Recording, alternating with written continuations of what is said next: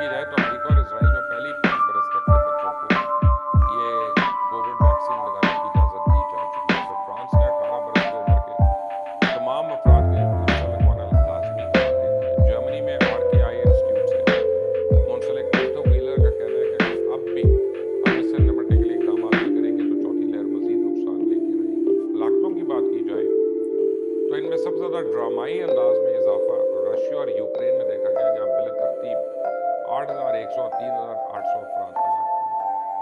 अब इस हवाले से डच गवर्नमेंट का कहना है कि वह अवामी मकामात पे मास्क पहनने और समाजी फासले की पाबंदियां दोबारा नाफिज करेगी, क्योंकि वहाँ हॉस्पिटल्स में लोगों की दाखिले की शरह रवा यानी जो है 31% तक बढ़ गई। लाटविया में 3 महीने से हंगामी